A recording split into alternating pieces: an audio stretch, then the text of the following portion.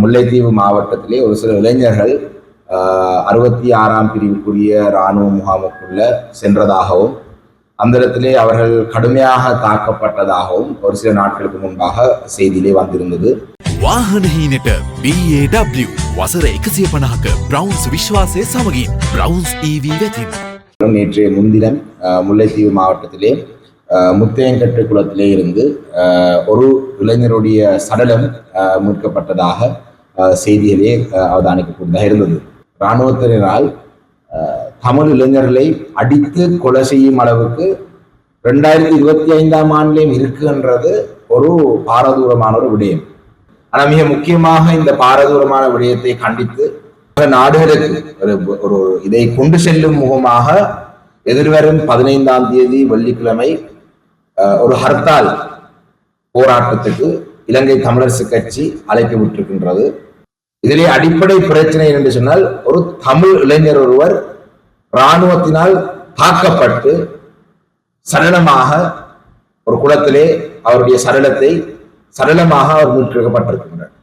இதுதான் இதனுடைய முக்கியமான விடயம். ஒரு நாட்டினுடைய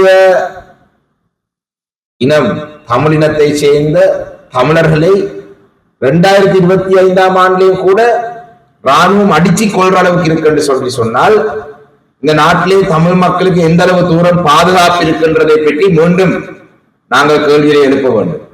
இதே போல ஒரு சம்பவம் தென்னிலங்கையில எங்கேயாவது நடந்திருக்கா? தென்னிலங்கையிலே நடந்திருந்தால் இன்று அந்த பிரதேசங்கள் எல்லாம் ஒரு பிரதேசங்களிலே பாரிய அளவிலே பிரச்சனை வந்திருக்கும்.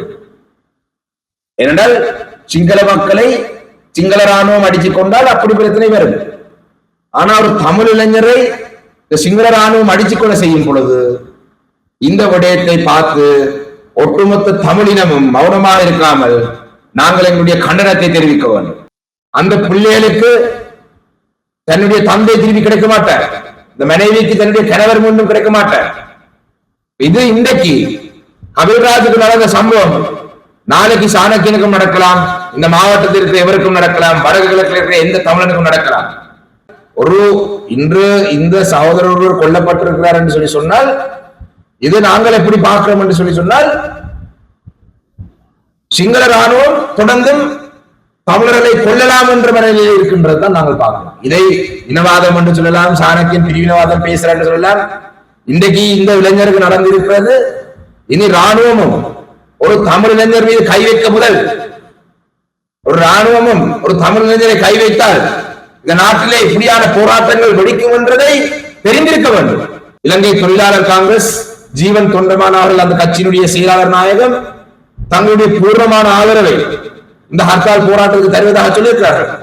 மலையத்தில் இருக்கிற உறவுகள், அந்த மலைய உறவுகளுடைய தாய் கட்சி தொழிலாளர் காங்கிரஸ் இந்த போராட்டத்துக்கு எங்களுடைய ஆதரவு, இந்த ஹர்த்தால் நடைமுறைப்படுத்த தங்களுடைய ஆதரவை தருவது உண்மையிலே இந்த விடயத்தை ஒரு வலி சேர்க்கும் ஒரு விடயம். ஒட்டுமொத்த தமிழ் பேசும் மக்களும் முரணியாக நின்று இந்த இராணுவத்தினுடைய அராஜகத்துக்கு எதிராக நாங்கள் ஒன்றாக நிற்க